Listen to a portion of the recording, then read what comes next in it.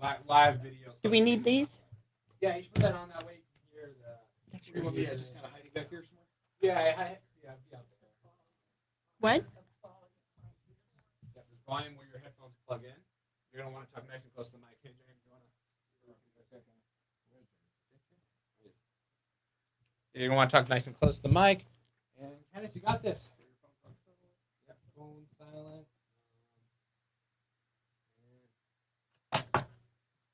Remember to use the timer. You got this. And then you'll, from us, you'll see us point like that. Yeah. What does that mean? That means start. Go. Yeah. So don't start until you see that. 30 seconds. Yep, 30 seconds. You might do like 2 or 3 minutes. And you're going to be right there. Yes. Right? I could never see you before. Oh, okay. So now I will. You want to start the timer when you hear the music. Start when I hear the music.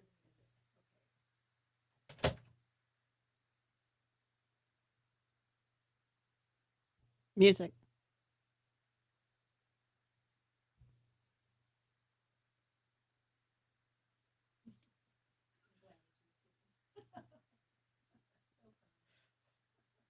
The smart ones.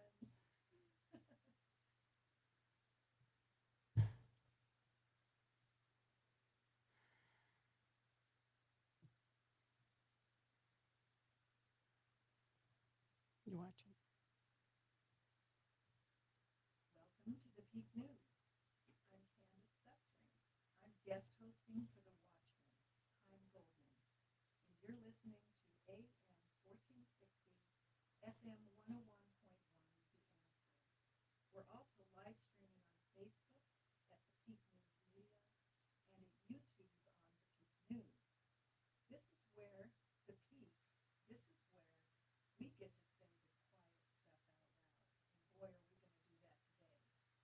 The Peak News itself is a truth-telling and First Amendment defending broadcast and internet news source for citizens of the Pikes Peak region.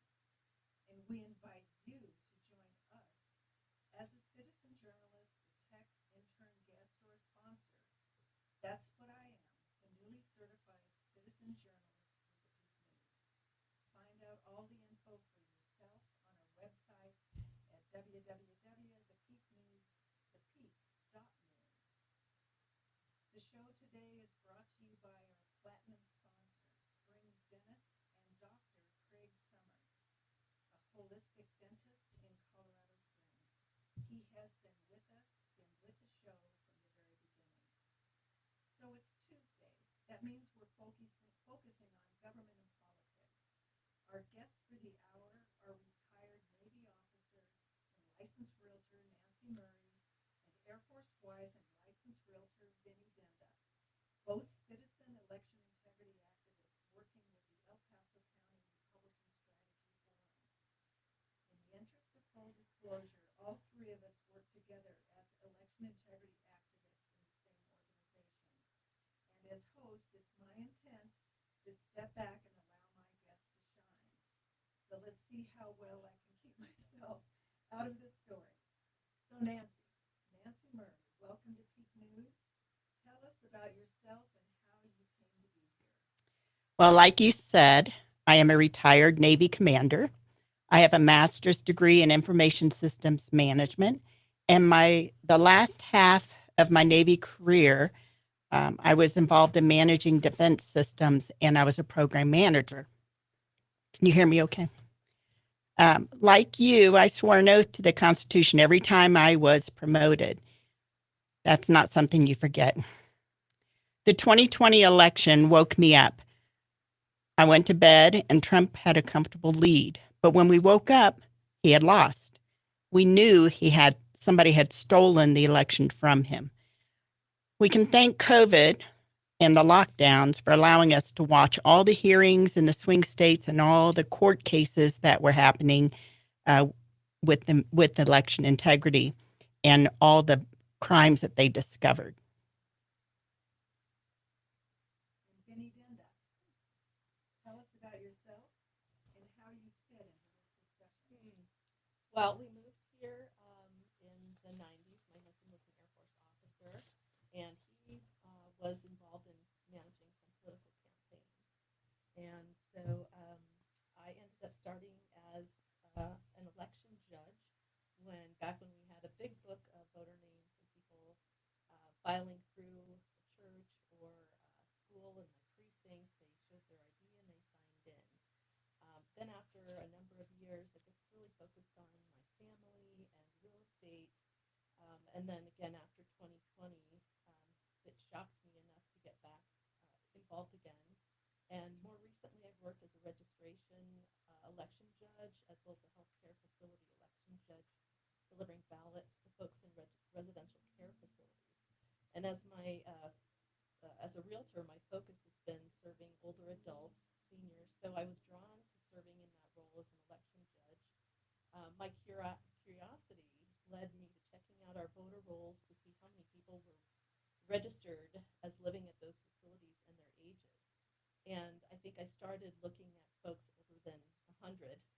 And in about an hour, I found through looking at different websites, including Ancestry, 9 deceased individuals. And so I thought, we have a problem here, and that was motivation to start digging deeper. And then you came along. So here you are. Right. And so we're a great team. These co-hosts and comrades, Nancy Murray and Vinnie Dinda, will be discussing the President Trump's newest executive order, preserving and protecting the integrity of elections. So more to come.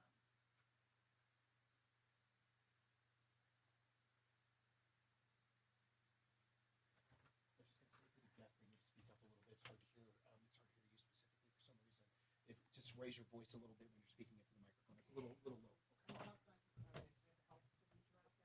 If it helps too, I don't want you to have to feel like you're having to speak louder, but if you move the mic closer to you, you can speak normally and then just louder. You guys sound really good.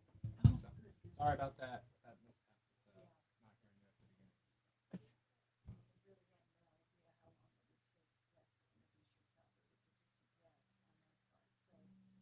I just dropped out the part about the project, the Integrity Project, and how we all formed. So they don't really need to know that. It was more to pitch, for more people if they were interested. Do I need to hop in here? Is this my turn? You guys? Not yet. Not yet. After the next commercial? It's pretty close. Well, it is during the headline. You can come on in a second. If it's during this next segment, you should begin. You want me? Let's Okay, let's figure it out. Here. Oh, it's fine. Okay. Well, we'll figure it out. I'm not involved in this one. Okay. So Okay, we got a chair, and then, yeah. Thank you you. could use one of the mics. Sure. You want me to just push this chair down here? No one else. So you want no one? Okay. We don't need the third chair, is what you're saying. Well, Oh, we don't need a third I'll mic, is what you're saying. yeah, we don't need a third mic. Okay.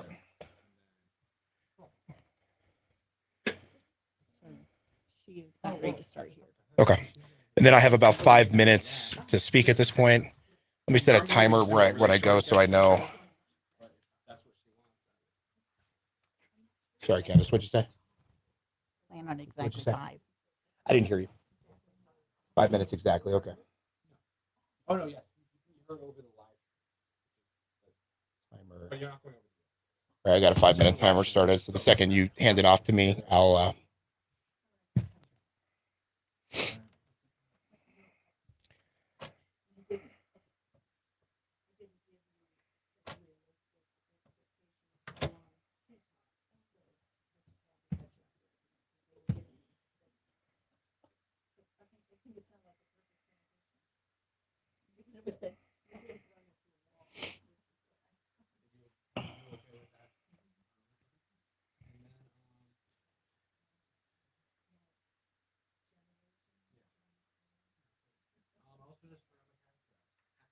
Cheery. Remember, communicate over the radio how the emotion. So you can be like talk fast. And are we? Is this video too, or okay? Yeah, and you're technically live right now. Live. Okay, streaming. that's fine.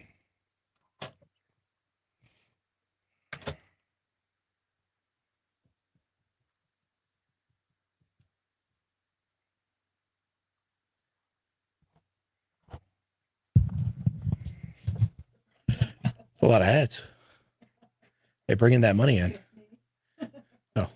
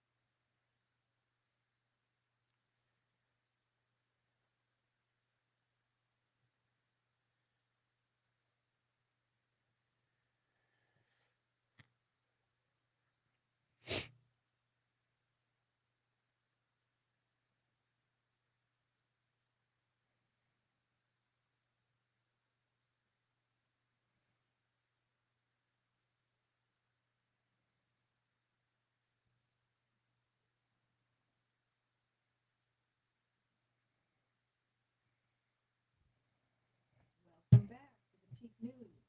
Thanks for joining us on Government and Politics Tuesday.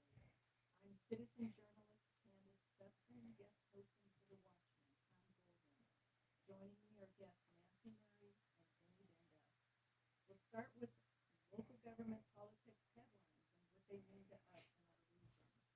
This morning, the newly elected city council members were sworn into duty. The incumbents are from District 1, Representative Dave Donaldson, who retains his seat, as does District 5's Nancy Hengen. The newcomers are Brandy Williams in District 3, Kimberly Gold in District 4, and Roland Reedy Jr. in District 6. Tom Bailey in District 2 ran unopposed. Congratulations, 2025 class of the Colorado Springs City Council. Next, I'm inviting fellow certified citizen journalist Teddy Collins of Spartan Defense Gun Store with an important report regarding HB 25-003, the sweeping gun ban Governor Polis signed into law just last week. Teddy. Well, thank you for having me today, Candice. So SB 25-003 was signed into law behind closed doors by Governor Polis last week, even though he had made promises not to sign and veto an assault weapons bill of any kind. And let's be clear, Senate Bill 003 goes further than any AWB bill that has been proposed on the books here in Colorado.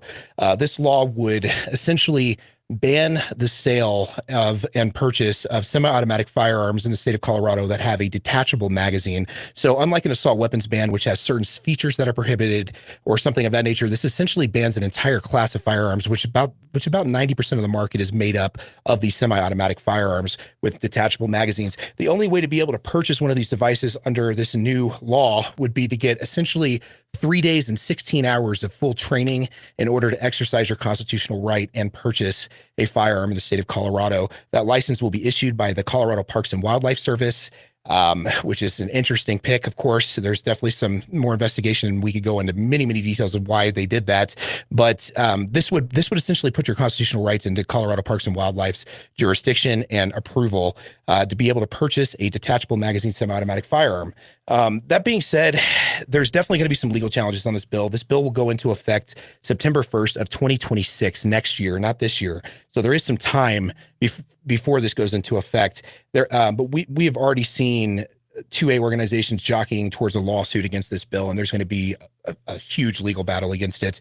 This bill would be one of the strictest gun control laws in the entire United States. It puts Colorado on par with states like California, New York, New Jersey. In fact, it goes further than most of those states, as in most of those states, it doesn't require a license to purchase a semi-automatic firearm with a detachable magazines.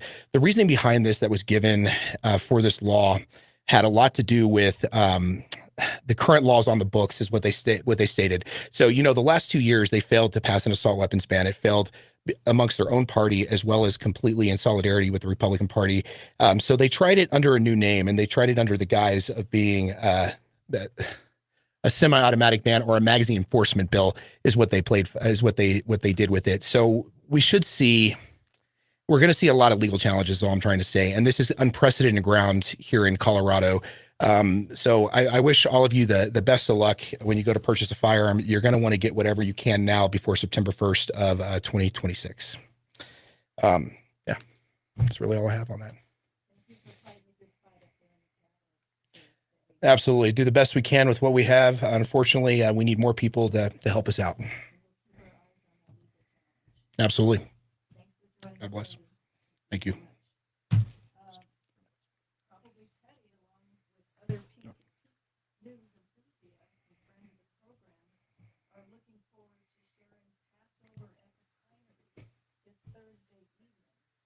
Those who are already registered, Pine Golden is hosting this memorable event. You're about to learn, you are about to find out a whole lot more about proof of citizenship and voter registration, and why it is at the core of President Trump's new executive order. In contrast to election procedures of other actually modern nations, the United States largely relies on self-attestation for citizenship verification. Did you know that in Colorado, persons registering to vote self-attest under penalty of perjury to their age, their place of residence, and to their citizenship as well? And then they're handed regular ballots and allowed to vote.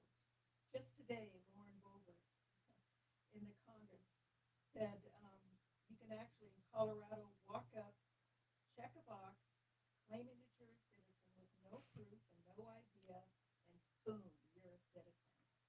Thank you, Lauren Boebert, for putting it so simply. Did you know also that the latest Rasmussen report says that 77% of you likely U.S. voters believe that requiring an ID to vote is a reasonable measure to protect integrity of elections. In fact, they overwhelmingly support election measures favored by President Trump. But here in Colorado, the proposed reforms are met with a frosty reception. Let's take a listen to Secretary Jenna Griswold.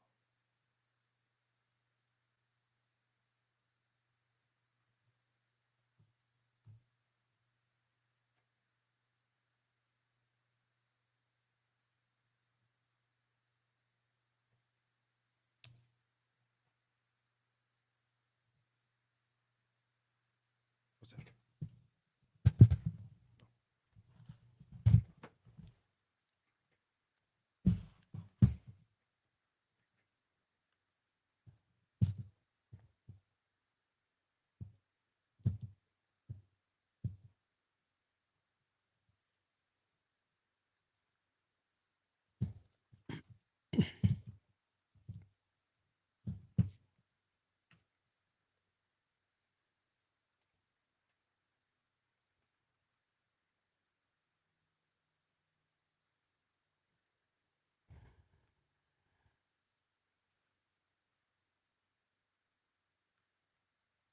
Nancy Murray, can you tell us more about exactly what Jenna Griswold plans to do with the news of the Trump executive order? Well, she has joined 18 other Democrat Secretary of States to sue the administration for Trump's reforms.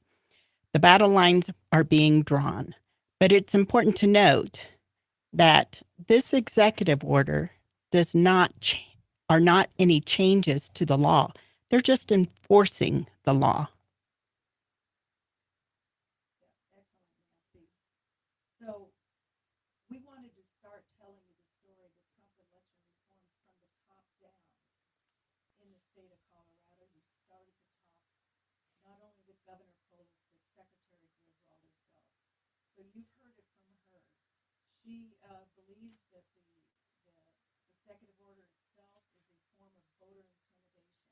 And we're going to hear more about that from our guest hosts, Vinnie, Dinda, and Nancy Murray, as we take a deeper dive into exactly what this executive order is, the hope that it brings to the state of Colorado for election reform. I am your citizen journalist host, guest host, Candice Stutzriem, and you're listening to The Peak on AM 1460, FM 101.1, The Answer. We'll be right back with guest hosts Nancy Murray and Vinnie Dinda to bring this important story from the White House to your kitchen table. There's actually a lot more to be said about this that I want to fill you in on about how Nancy and Vinnie and I are together. We, the common denominator between us is that we belong to a group called the Republican Strategy Forum Election Integrity Project. It was organized in 2023 at a major organizing event that drew 300 patriots together. 200 of them formed into 8 different committees. And ever since then, we've been making our smart on every aspect of elections. And here we are to share with you what we have seen up close and in person. Thank you. Okay, we're good. Yeah, sorry guys, I'm used to Q&A, so I went a little short on that. I was about a minute and a half short. Yeah. Can I speak to you? You're I think fat. that- You I think that speak was my only- fast. That was only the only section you needed before, right? It is. Yeah. Yeah. All right, next time I'll have a little bit more prepared for No, 5 minutes. I didn't know actually, exactly what we were talking had to about. overlook that whole section. Sure. And I was glad to be able to go back to it, but I wasn't.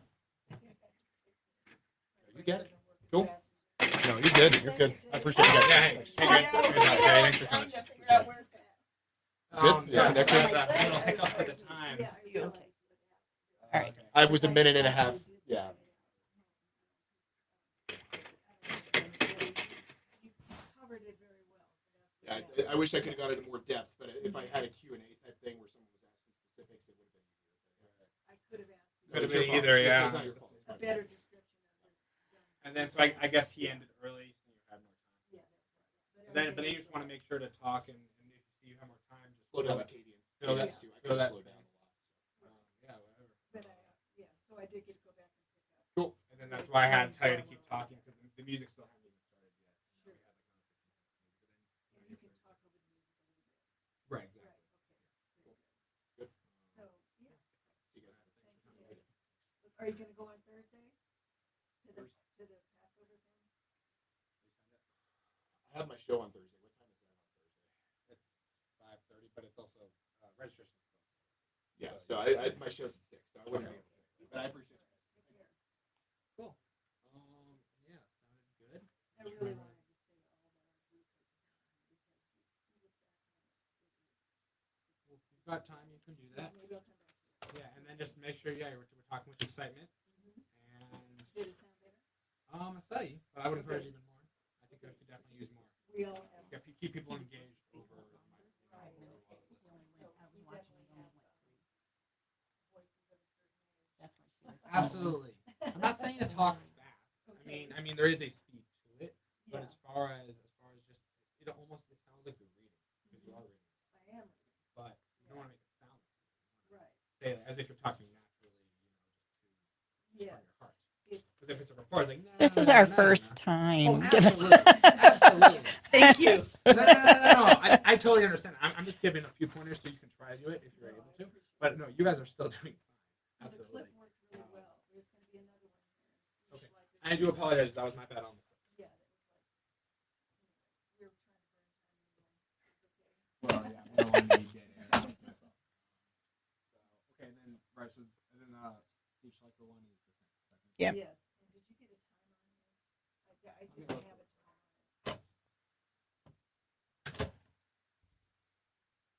So there's really no comments from either of them.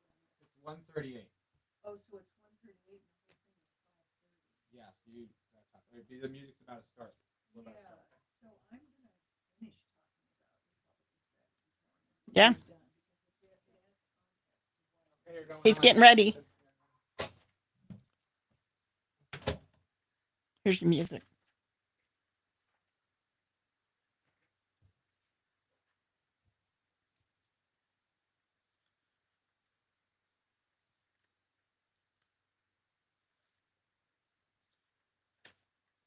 Hello. Our guests and co-hosts for the hour are Vinnie Dinda and Nancy Murray, and we're discussing President Trump's election integrity executive order and what it might look like for Colorado. Before I so rudely interrupted myself in the last segment, I was about to tell you why we are comrades in arms and what we have been doing for the last 3 years about election integrity in El Paso County specifically. We are part of a group called the Republican Strategy Forum Election Integrity Project. It began with a very large meeting at the church formerly known as Fervent, where 300 patriots gathered. 200 of them split into 8 different groups, each addressing a different aspect of election integrity. And since that time, we've performed poll watching, precinct level hand counts, we've scoured the voter rolls, visited the nursing homes, monitored mail-in ballot operations, and performed voter registration and advocated to stop ranked choice voting all over the state of Colorado. But at the same time, we eventually became frustrated with our inability to make any real change due to the impasse of the stubbornly resistant state leadership and then the restrictive or overly liberal state laws. But we all knew that what the right thing was to do, but we felt powerless to make a difference. But now this executive order could change all of that. Now, we've already shown you Secretary of State Griswold's take on the president's executive order, and it's not a surprising viewpoint from the Democrat stalwart, who has just announced, by the way, her bid for Colorado State Attorney General. But in order to bring this story just one step closer to your doorstep, let's hear from our own El Paso clerk and reporter, Steve Schleicher, about his take on the proposed changes to election operations.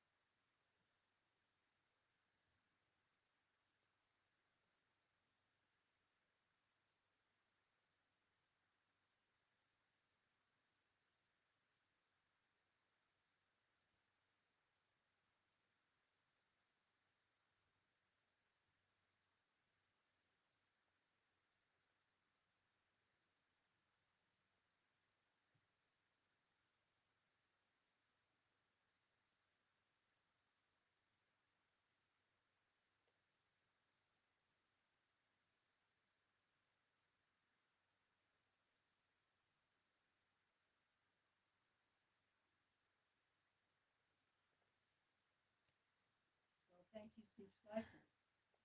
At least it seems that the Secretary of State and basically the County Clerks Association seems to have stopped using the self-awarded accolade that Colorado is the gold standard of election operations.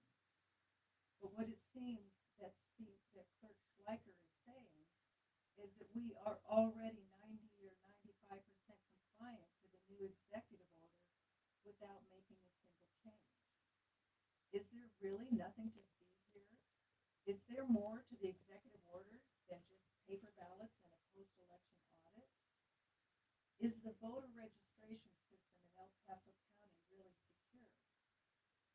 Well, I believe our guests have more to say about that. Don't forget, on the Peak News, we are all about saying the quiet stuff out loud. So let's talk about what these ladies do for fun as election integrity activists and hear what kind of questions they have raised while observing election operations right here in Colorado Springs. I'm citizen journalist Candice Stutzriem, and you're listening to The Peak on AM 1460, FM 101.1, The Answer. Coming up next after the short newsbreaker, we'll be talking with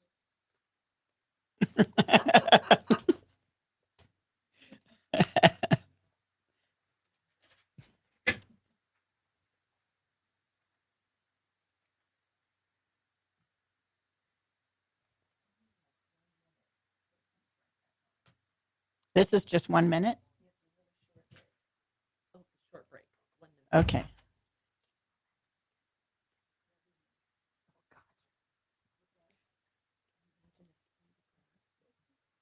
Kindergraph. No, no. Oh, imagine if we squeeze Yeah, in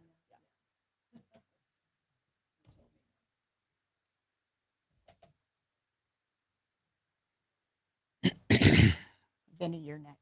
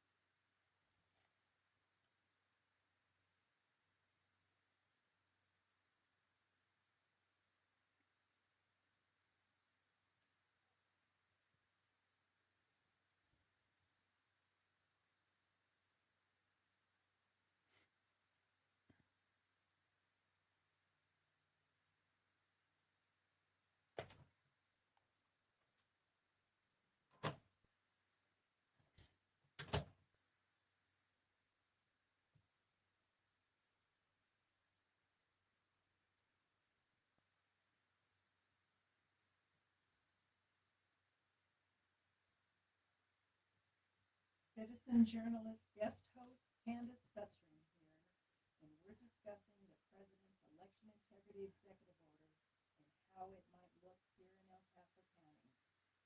There are 4 broad areas of the election operations affected by the order. So take out your pencil, your number 2 pencil, and write this down. It begins with presenting proof of citizenship while registering to vote. Next, it addresses state requirements to clean up the voter rolls. Third, it addresses recertifying voting equipment under new voting systems guidelines. And fourth, the order improves the overall security of voting systems used to cast, tabulate, and report results. Vinnie, Nancy, does the executive order amount to federal voter intimidation, or has the cavalry finally arrived to save Colorado voters? Vinnie. I think it's the latter. And I just want to reiterate what Nancy said earlier, that there's nothing new, no new laws in this executive order. These are federal laws on the books. It's just that they haven't been enforced, and it's part of the Constitution that the president is obligated to enforce, faithfully enforce the rules, the laws. I'm looking at here a form, our Colorado voter registration form. And it's very interesting. As a registration judge, I came across this, daily, and it's very interesting. At the very top, there is a eligibility question: are you a citizen? Yes or no? But it's written so small that people would just go to number 2, which is their name. On here, and I'm literally reading, it asks for a driver's license or ID card number. But you can check the box that says I don't have a driver's license, ID card, or a social security number. But very most interesting at the bottom, there is a self-affirmation, and there is a warning. It's a class 1 misdemeanor to swear or affirm falsely as to your qualifications to register to vote. And it does say, I affirm I'm a citizen of the United States. I've been a resident of Colorado for at least 22 days. Immediately before the election, I intend to vote in, and I am at least 15 years old. Yes, you did hear that correctly, 15 years old. That is a big red flag to me. Vinnie, how is this new national form going to change that? Well, you'll require actually some kind of government ID, form of ID. We are used to allowing at the polls a utility bill, just things that have no photo on them, no proof, and definitely we are not even allowed to ask about citizenship. If you do vote in person, you are required to show an ID. But it's very interesting that up to a year in jail, or possibly probation, or maybe up to $1,000 fine. That's all of the only punishment if you write this information falsely, if you declare falsely. That's So the perjury penalty. right. Mhm. And as I understand it, this is going to happen in 30 days. I mean, this was written on the 25th of March. We're talking the 25th of June. The entire institution is rolling over to this new national form that demands the new forms of ID, and also a place on the form to document which form of the ID was used to declare the citizenship. Mhm. So it's a material change in the way we are allowed to register as voters. The other thing on this is it's very clear in the executive order that self-attestation is not going to be permitted. And we call ourselves a self-attestation state along with so many others. That is no longer a passing grade under this new way of doing business. Yep. With the new executive order. This is going to happen right away, and we think it's a good thing. So don't be confused by Jennifer Griswold telling you have to go out and get a passport in order to register to vote. There are several different forms of acceptable IDs, and passports are just one of them. This does not have to be an obstacle to vote. It's not voter intimidation and intending to keep us away from the polls. Nancy Mm-hmm. and Vinnie, manually cleaning up the voter rolls. What is going to be different with the new executive order? Well, I'm pretty excited about this because President Trump has authorized Doge to help the states in cleaning up their voter rolls and getting rid of any illegal voters that may be registered in our voter rolls. Additionally, he has authorized all other federal databases to be available to the states, to include the Social Security database and the death master file. Right now, we have people on our voter rolls, as Vinnie mentioned, that have passed away. Nobody is actively going out there and finding who has passed away. And again, within 90 days, states have to present to Homeland Security any foreign nationals that have registered to vote in their local, state, and federal elections. And that has to be done by 25 June. There's actual deadlines built into the executive order. They're just not going to, like Vinnie said, there are no new laws in this. It's just there's laws that haven't been enforced. So they put in these deadlines to force us to take another look at this. Another thing to remember is our Secretary of State mailed out registration forms to 30,000 illegals, not once, but twice, to get them registered to vote. This will stop that. So Amendment 76 of our own Constitution prohibits, it says only U.S. citizens are allowed to vote in the state of Colorado. Right. It's a matter of fealty to our own Constitution. Well, how about, Nancy and Vinnie, this next section about certifying voting equipment? This is absolutely huge. Well, I personally think this was the whole reason for the executive order, because within 180 days, the Election Commission has to come up with new standards for our election equipment. Currently, our standards go back to 2005, before we even had smartphones or iPhones. So anything that is going to be used in an election equipment is going to have to meet these new standards and be recertified. The problem with this is that during the Obama administration in 2017, Homeland Security designated election equipment as critical infrastructure. That alone should have resulted in new standards for our election equipment, and nothing happened. So we're there, all the Secretary of States out there are in for a rude awakening when they realize that none of their election equipment is going to be certified. The other problem we have is, well, I'll let you continue, Candice. Either one of you, can you address this code? The actual code that have been running these machines. I believe it was 2015 when electronic voting machines were brought into our complete mail-in operation here in the state of Colorado. And ever since that time, we've been operating on a code that has Never been evaluated. Never been evaluated by a third party. And if you know anything about defense systems, it's always a third party that reviews a code and runs the tests to certify the equipment. The way the equipment is certified today is it's based on the developers running the test for certification. And nobody, because of the proprietary code, it's never been evaluated. These are just adding machines. It shouldn't be that hard to evaluate the code, and there shouldn't be that much code to actually review.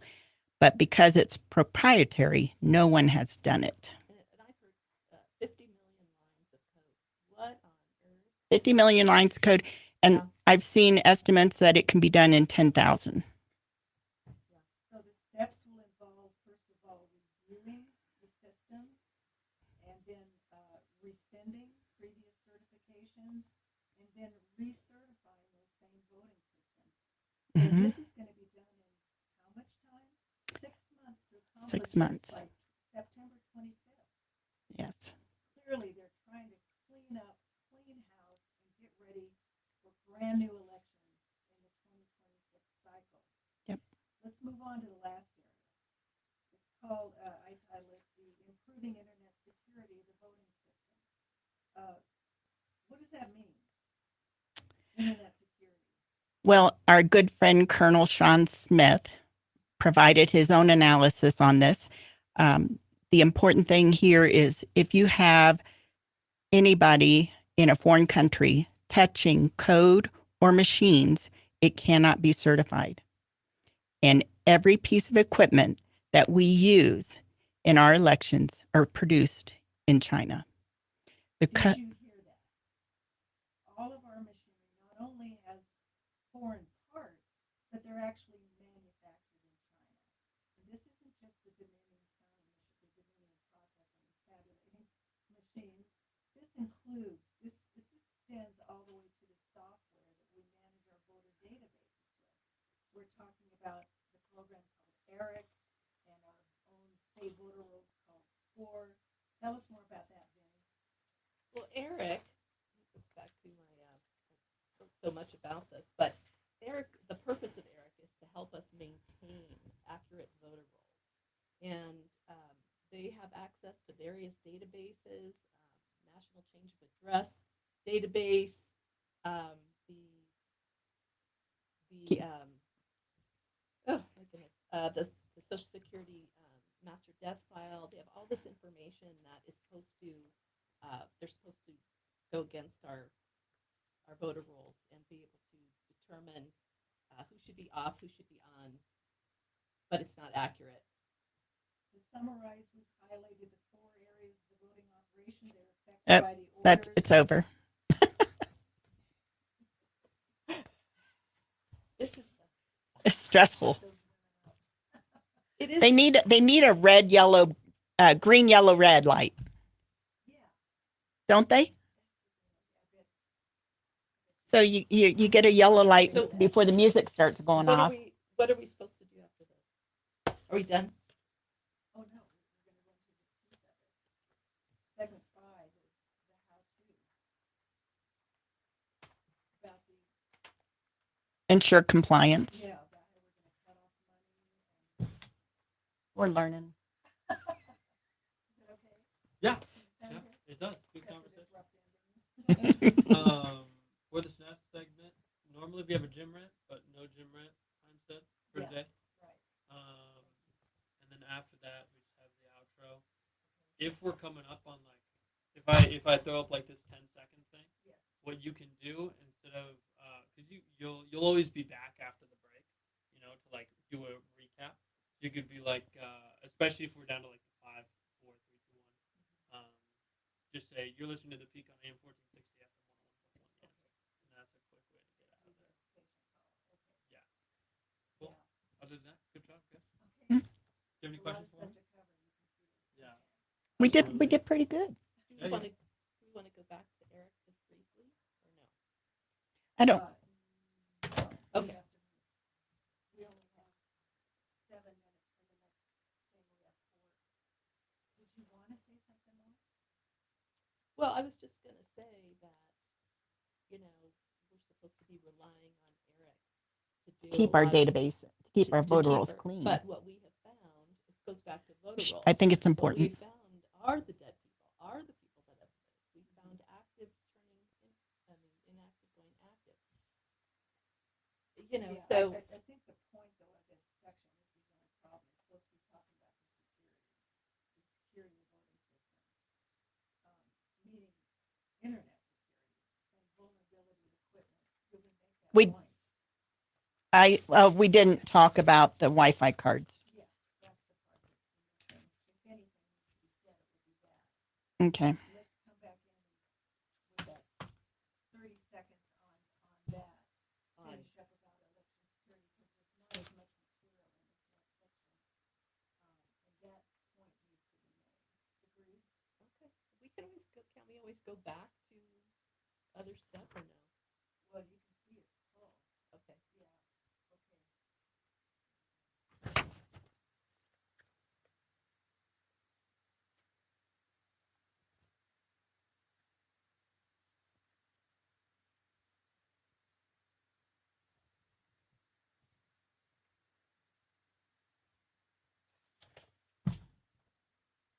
Welcome back.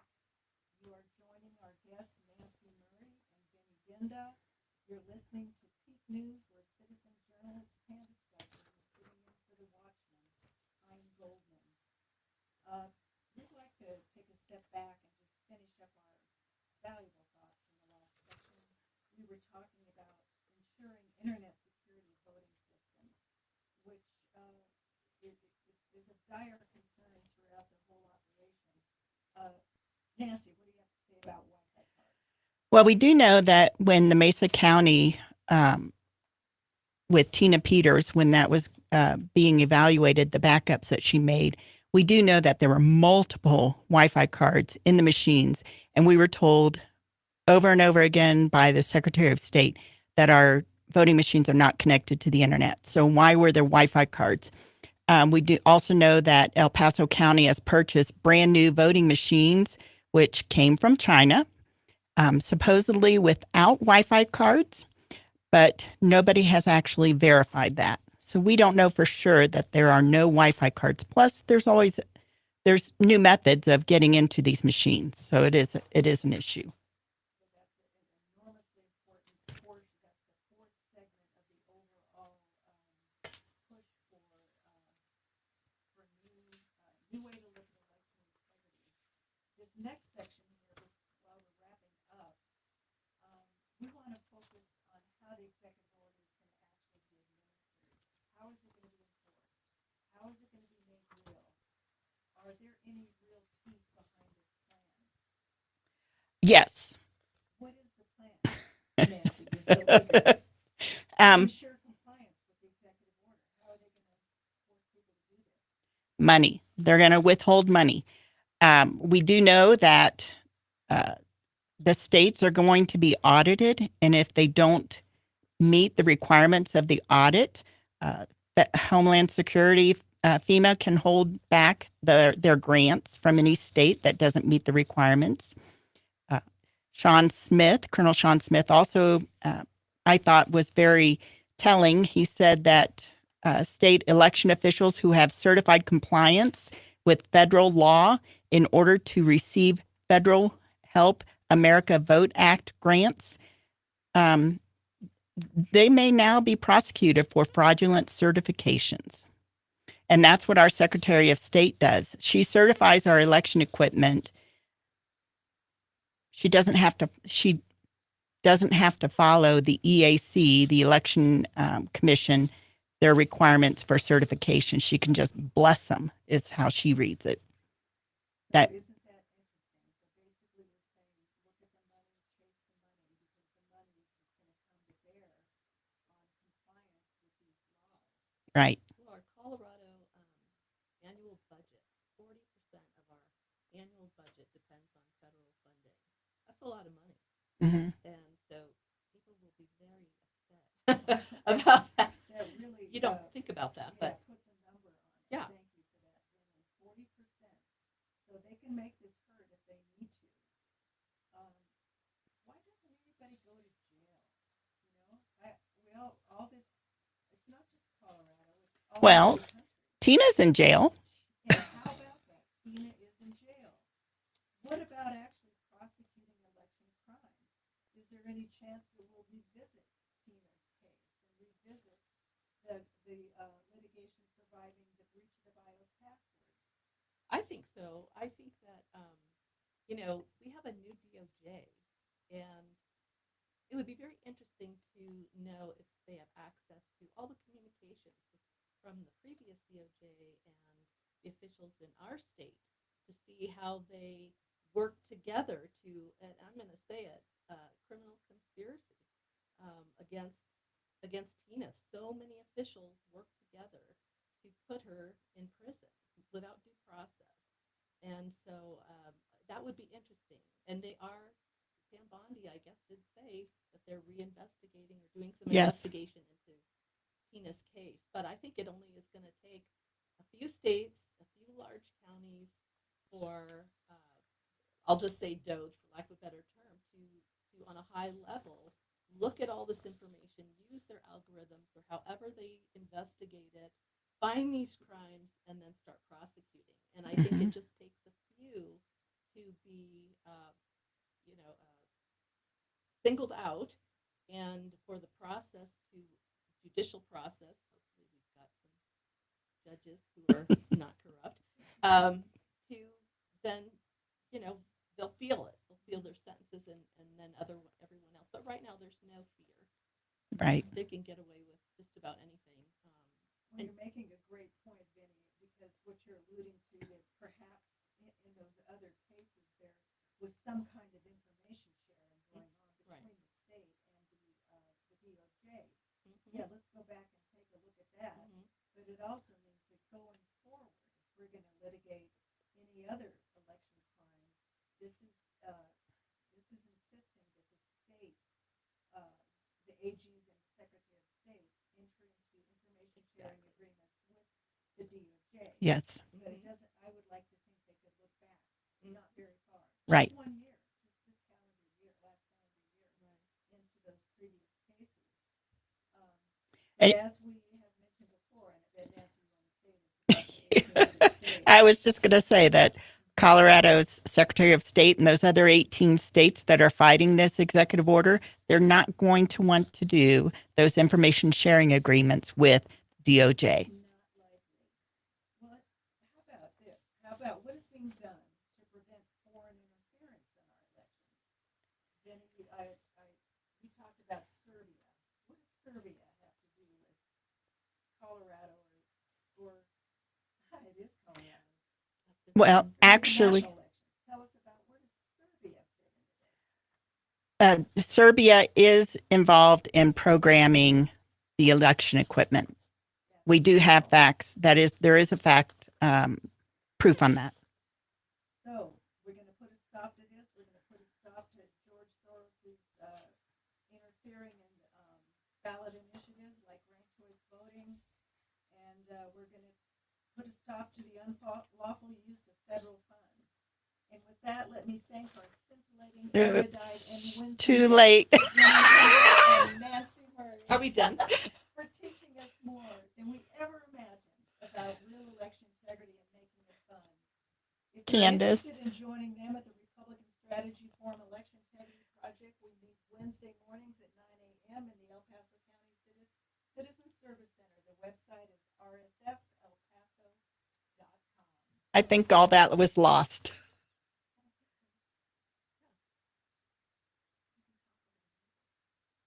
They were already Was it moved to lost? commercials. Yeah, they were already into commercials. Oh, Yeah. I thought it was the bumper. Is this Yes. over?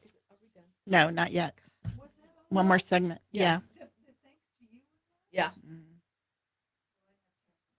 What else? Where are we? Well, we were here. We're now here, segment So I 6. didn't even get the thank you. This is the So last. was the entire part lost? Yeah, that's the last little bit. The entire thing. So Yeah. we don't have to say anything Basically, else. as soon as the music starts, you gotta You got to start finishing. yeah. That's why you need the I red, thought the green, yellow, red We light. can. It's just you have to do 30 seconds. Yeah. You have to do all of it. You can talk during the music. You're more than welcome. But as soon as the music starts, you know, like, okay, I have to lock in every piece of information. I gotta close out so it's a strong close. I think you and I are.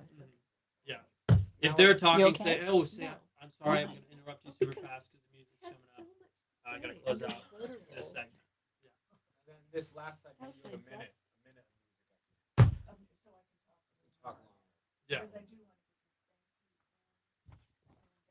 Yeah. So basically, as soon as the music starts on the front, Well, we I'll might. punch in, She still and has. you can go Okay. right No, into your segment theme 6, music closing out this. the show. And I don't think we talk. No problem. Just this one.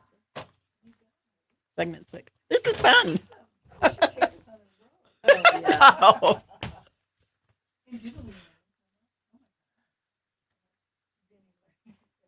Yeah, we did. I do. I like to go deep, and this was like, I know. take it. We need to do a podcast instead. I know. I bombed. I just feel like I bombed. No, you did fine.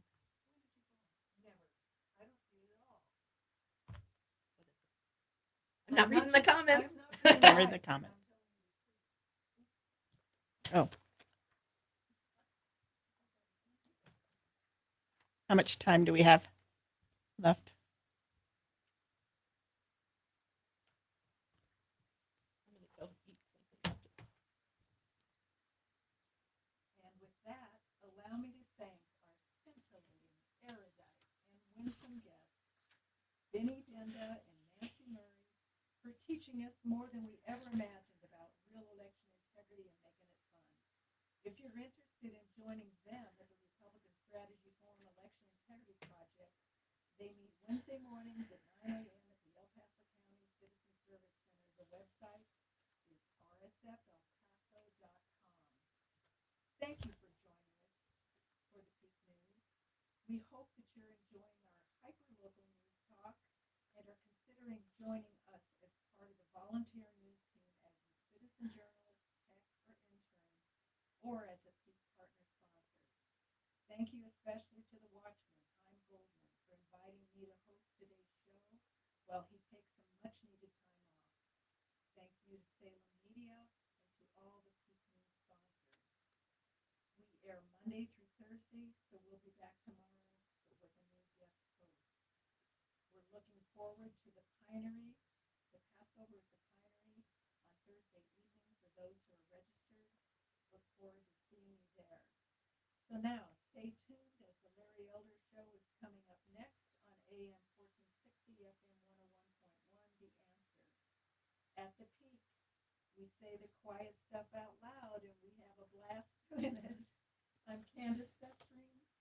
For such a time as this, be steadfast, immovable, always abounding in the work of the Lord, knowing that your toil is not in vain in the Lord. Amen. Amen.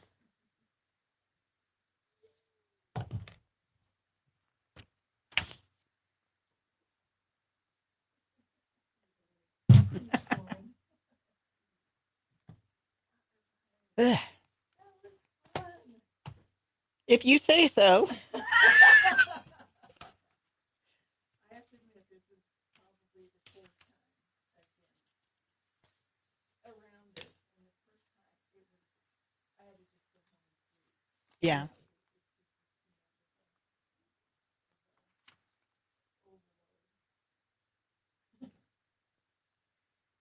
Well, you guys, we covered a lot.